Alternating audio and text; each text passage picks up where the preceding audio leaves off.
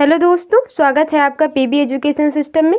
आज मैं फिर आपके सामने उपस्थित हूँ सीटेट से रिलेटेड बहुत ही इम्पोर्टेंट क्वेश्चंस को लेकर। तो जो फ्रेंड्स आज हम 10 क्वेश्चन करने वाले हैं वो आपके ईवीएस सब्जेक्ट से रिलेटेड हैं। और ये फ्रेंड्स बहुत ही बेसिक से क्वेश्चंस मैंने लिए हैं। कुछ अपर 1-2 क्वेश्चन हैं जो कुछ अपर लेवल के भी हैं, लेकिन मुझे उम्मीद है कि आप उसको कर पाएंगे। आई होप आप सभी लोग बहुत ही अच्छे होंगे, पॉजिटिविटी से भरे हुए होंगे और अपनी तैयारी को लगातार आगे बढ़ा रहे होंगे और डेली कुछ नया सीख रहे होंगे और सीटेट के लिए पूरी तरह से आप तैयार होंगे।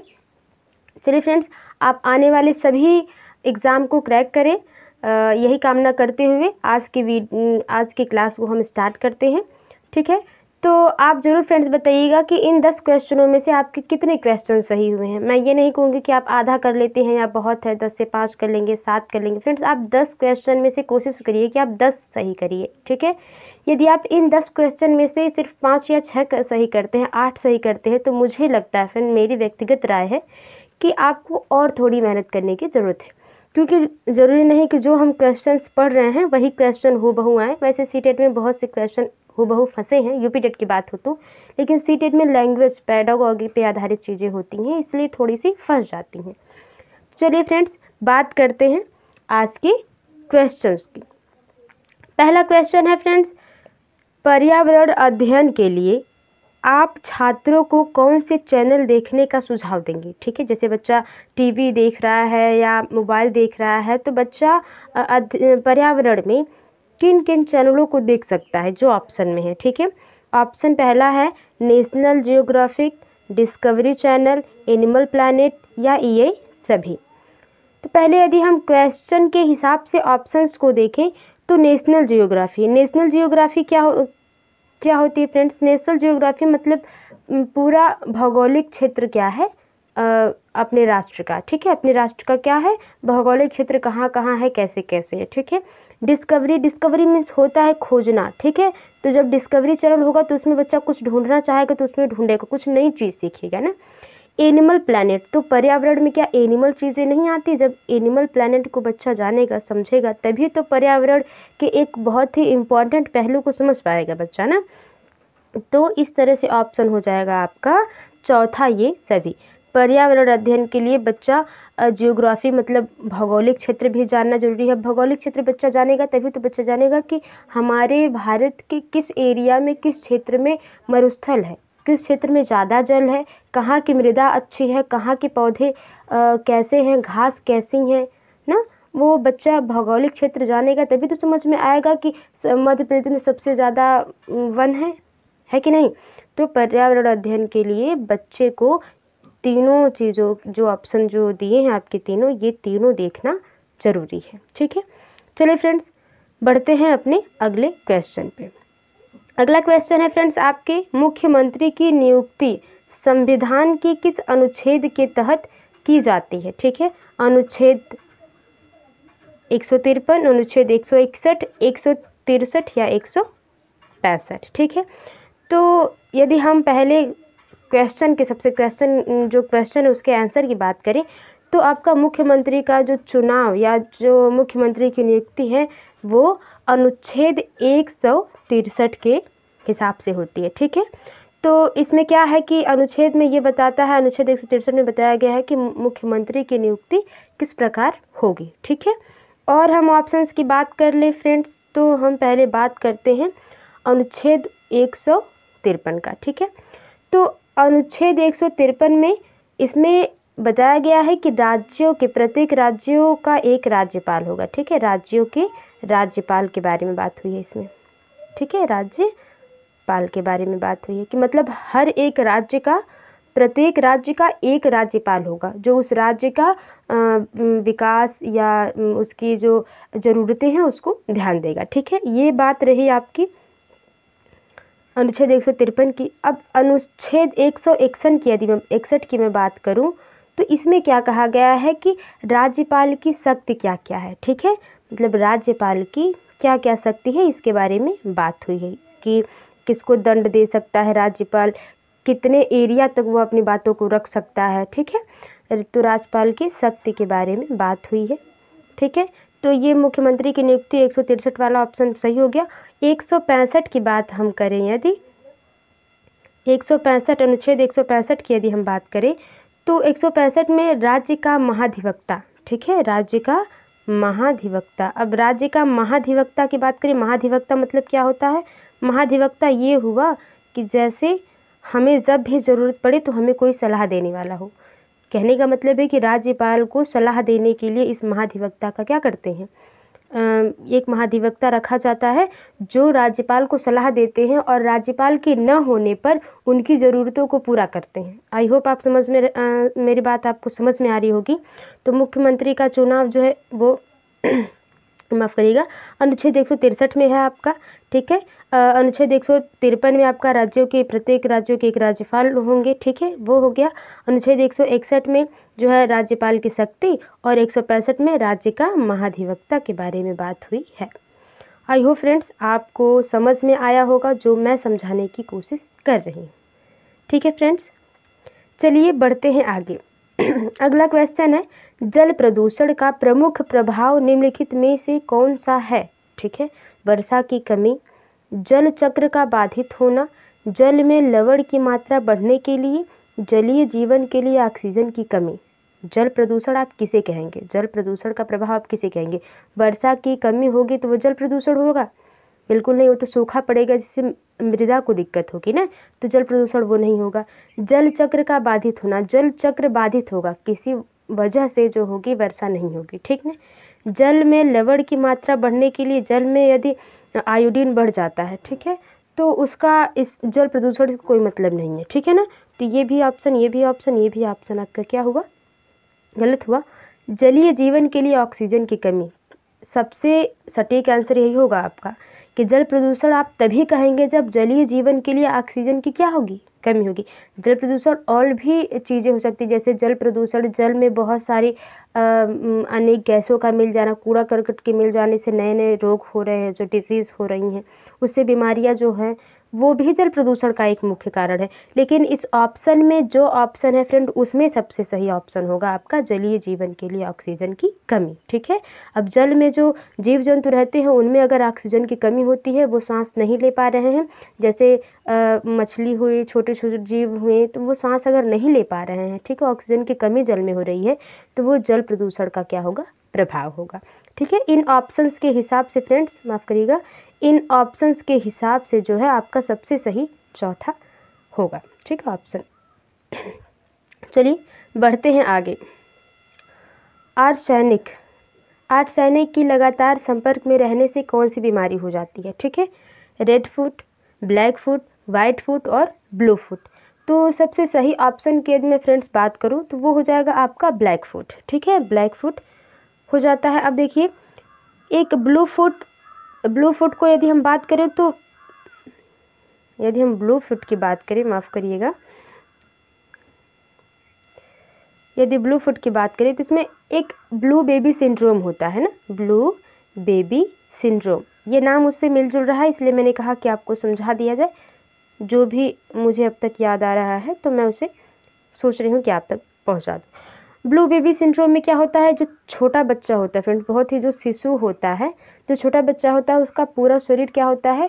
नीला पड़ जाता है, ठीक है, तो उसको ब्लू बेबी सिंड्रोम के नाम से उस रोग को जाना जाता है। उसमें जो बच्चे का रंग होता है, जो त्वचा का रंग होता है बच्चे का, वो नीला पड़ने लगता है, ठीक है।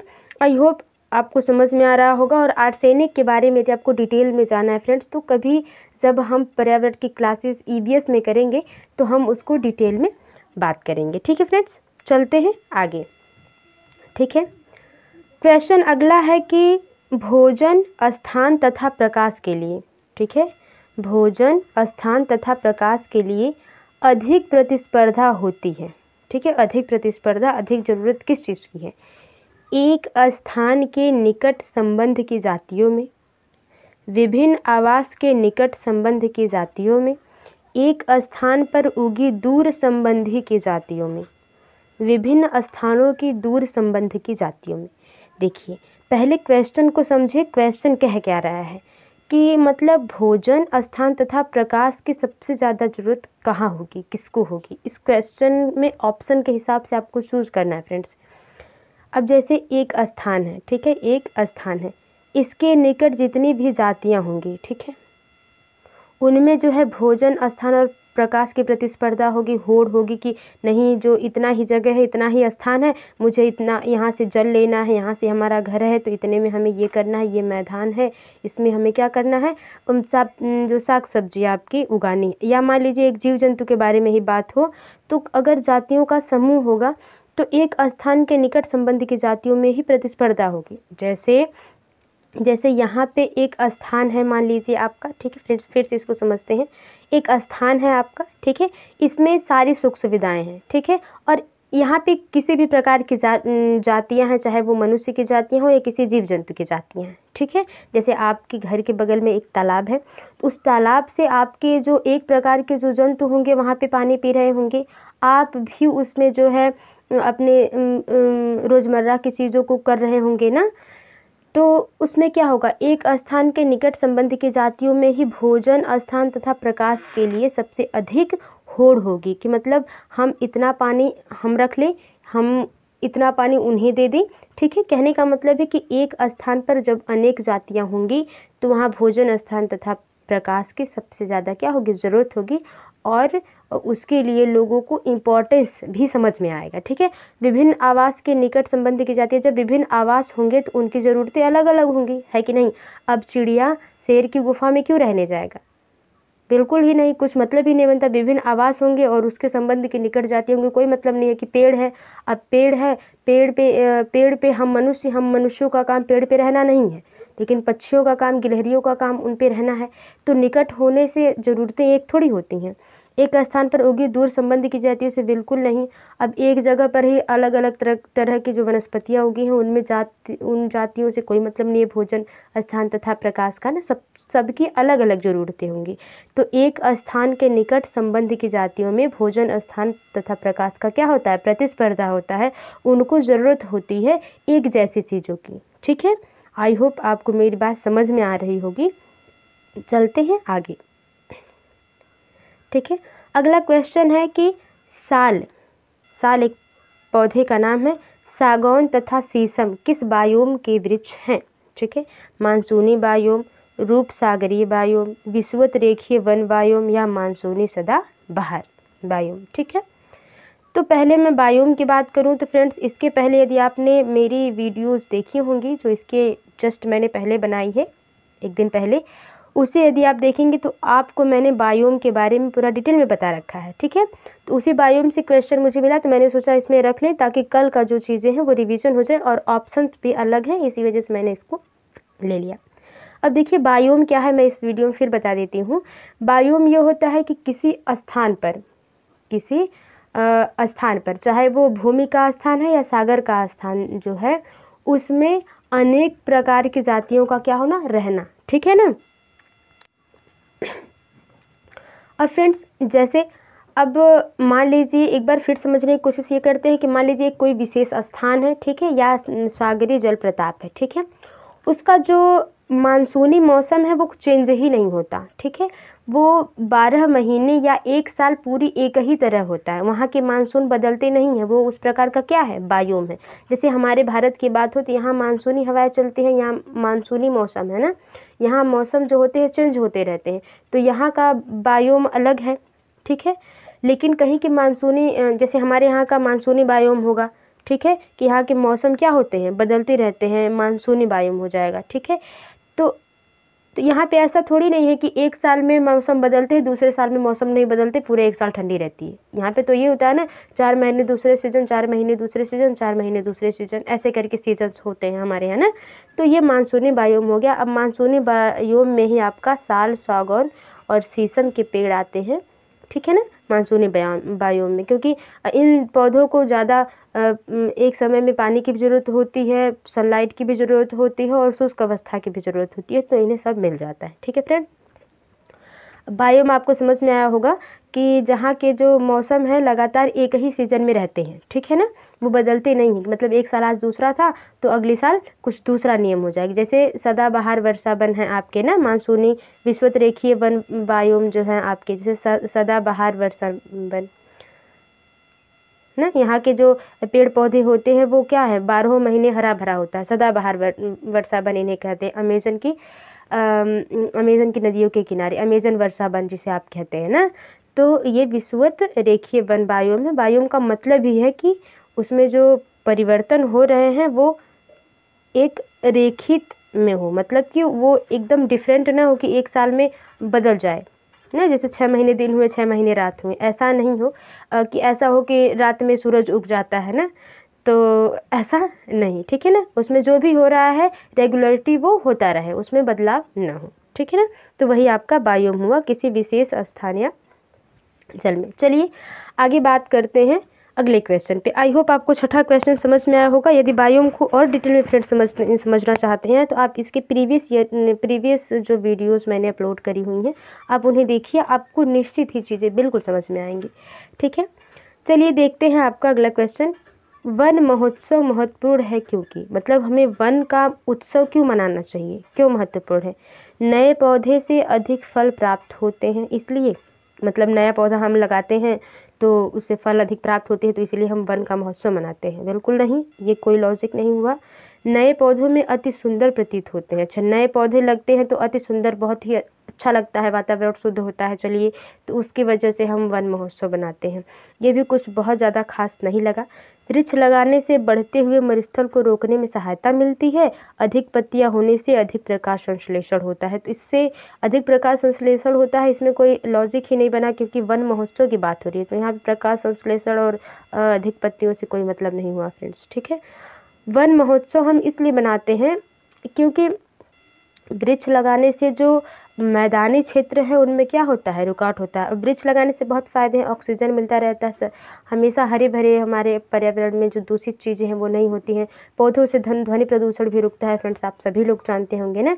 तो मरुस्थल को रोकने, मैदानी क्षेत्र को रोकने के लिए वृक्ष लगाते हैं हम, और इसी की खुशी में हम वन महोत्सव मनाते हैं ना। वन महोत्सव मनाएंगे तभी तो हमें पता चलेगा कि वृक्ष लगाने से क्या फ़ायदा है, क्या ज़रूरतें हमारी हैं जो वृक्ष नहीं रहेंगे तो नहीं पूरे होंगे ना। आई होप फ्रेंड्स आपको मेरी बात समझ में आ रही होगी। चलिए देखते हैं अगला क्वेश्चन। अगला क्वेश्चन है धूल के प्रभाव से, मतलब जो धूल कण है उनके प्रभाव से क्या होता है। रंध्र खुल जाते हैं, रंध्र बंद हो जाते हैं, पत्तियां पीली हो जाती हैं, पत्तियां गिर जाती हैं। ऑप्शन क्या है। बहुत सारे धूल कण हैं, मान लीजिए ये हम एक पत्ती बना लेते हैं, ठीक है, ये हम एक पत्ती बना लेते हैं, इसमें छोटे छोटे छोटे छोटे छिद्र होते हैं फ्रेंड्स, ठीक है, जिन्हें क्या कहते हैं, रंध्र कहते हैं, जिन्हें क्या कहते हैं, रंध्र कहते हैं।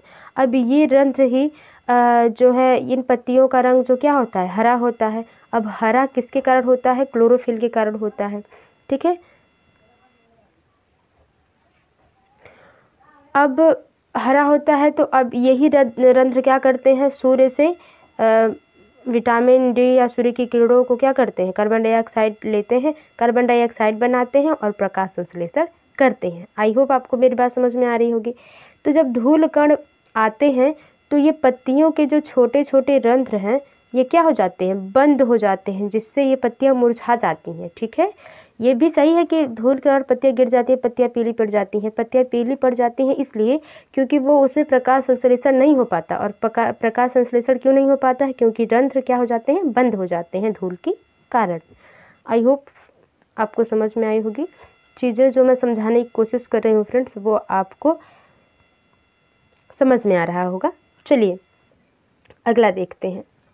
निम्नलिखित में से कौन सा कथन सत्य है, ठीक है। आपको सही कथन के बारे में बात करनी है, ठीक है। पौधे केवल पौधों से पारस्परिकता प्रस्तुत करते हैं, जंतु केवल जंतु से पारस्परिकता प्रस्तुत करते हैं, सूक्ष्म जीवी केवल सूक्ष्म जीवों से ही आपस में पारस्परिकता प्रस्तुत करते हैं। अब ऑप्शन चौथा, पौधे जंतु और सूक्ष्म जीवों में आपस में पारस्परिक संबंध होते हैं।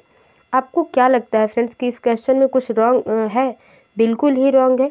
ये जो क्वेश्चन आप इस क्वेश्चन का जो पहला ऑप्शन है, पौधे केवल पौधे से पारस्परिकता प्रस्तुत करते हैं, बिल्कुल गलत है।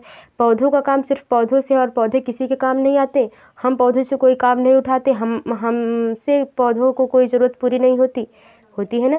हमारे द्वारा पौधों का क्या है, कार्बन डाइऑक्साइड मिलता है, और पौधों के द्वारा हमें ऑक्सीजन मिलता है, तो एक दूसरे के पूरक हुए ना हम। तो पौधों को सिर्फ पौधों से काम पड़ेगा, ये तो गलत हो गया। जंतु को केवल जंतु से काम पड़ेगा, जंतु ही ज़रूरी नहीं है फ्रेंड्स। आप जानते हैं, आपको पता है कि पौधों पर हम निर्भर हैं, अभी जीव जंतुओं पे भी निर्भर हैं, कुछ छोटे मोटे खाद्य पदार्थों पे भी हम निर्भर हैं।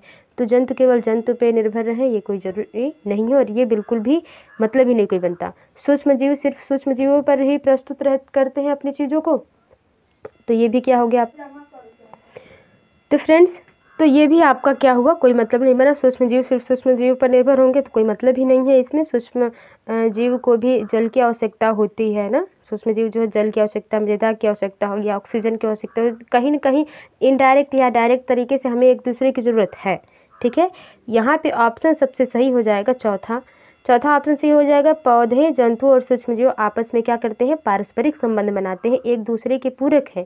हमारे बिना कहीं न कहीं पौधों में भी विकसितता नहीं होती, और सूक्ष्म जीव हमें एक दूसरे की ज़रूरत है। हम यहाँ पे क्या करते हैं, जैव पारंपरिक हमारे यहाँ चलता है, जैव विविधता है हमारे यहाँ। तो पृथ्वी पर क्या है, जैव विविधता है, जिसका सबसे सही और सटीक आंसर हो जाएगा आपका पौधे, जंतु और सूक्ष्म जीवों को सबको एक दूसरे की क्या है, आवश्यकता है, और एक दूसरे में क्या करते हैं, कहीं न कहीं से संबंधित हैं। आई होप आपको मेरी बात समझ में आई होगी। चलिए चलते हैं अगले क्वेश्चन पे। फसल के मैदानों में खाद्य का उपयोग अच्छी पैदावार के लिए या ह्यूमस को जलाने की प्रक्रिया प्राकृतिक रूप से मनुष्य के सीधे हस्तक्षेप को प्रदर्शित करती है। ऑप्शन है पोषण चक्र में, खनिज चक्रण में, पोषण तल में, ये सभी। ठीक है, तो यदि मैं फ्रेंड्स बात करूँ इस क्वेश्चन को, तो इस क्वेश्चन में कुछ नहीं है। क्वेश्चन में कहा जा रहा है कि अच्छी पैदावार के लिए हम मृदा के साथ या हम वातावरण के साथ जो हस्तक्षेप करते हैं, क्या वह किसके लिए है। ठीक है, हम हस्तक्षेप क्यों करते हैं, हम खेतों में खाद पानी की ज़रूरत को क्यों पूरा करते हैं, हम क्यों खाद डालते हैं। ठीक है, ये कहने का मतलब है कि हम कुछ भी हस्तक्षेप कर रहे हैं तो क्या कारण है उसका। पोषण चक्र में बढ़ोतरी के लिए, या खनिज चक्रण में, या पोषण तल में, या ये सभी। ठीक है, तो ये सभी ऑप्शन सही होगा, क्योंकि हमें न्यूट्रिशन को लाना है पृथ्वी पर ना। हम मतलब हमारा खेत है, हमारा जो है फसल अच्छी उगाने के लिए हमें उस मैदान को न्यूट्रिशन देना है, खनिज देना है। इसके लिए हम अच्छे पैदावार के लिए प्रकृति के साथ क्या करते हैं, हस्तक्षेप करते हैं, अब खाद डालते हैं, यूरिया डालते हैं, जो कि गलत है, लेकिन हम अलग अलग चीज़ों का यूज़ करते हैं ताकि पोषण चक्र बना रहे, खनिज चक्रण बना रहे, और पोषण जो तल है, न्यूट्रिशन जो है वो मृदा को मिलता रहे, और हमारी फसल जो है वो उसकी अच्छी पैदावार हो। ठीक है, तो फ्रेंड्स ये रहे आपके 10 क्वेश्चन। आई होप आपको क्वेश्चंस पसंद आए होंगे और आप 10 में 10 क्वेश्चन सही करके जाएंगे। आई होप आप लोगों की जितनी भी पढ़ाई चल रही है वो बहुत ही अच्छे तरीके से चल रही होगी। चलिए फ्रेंड्स, मिलते हैं आपसे अगली वीडियो में, तब तक के लिए bye bye and take care. और थोड़ी सी भी अगर आपको वीडियो हेल्पफुल लगी है तो वीडियो को like, share, comment and subscribe जरूर कर लें, ताकि आप मेरे एक फैमिली का खूबसूरत सा हिस्सा बन सके, और हम एक दूसरे को की हेल्प कर सके। आप मुझे कुछ, आपके द्वारा मैं कुछ सीख सकूं, आप मेरे द्वारा कुछ नया सीख सकें। चलिए फ्रेंड्स, मिलते हैं अगली वीडियो में, तब तक के लिए take care and thanks for watching my videos.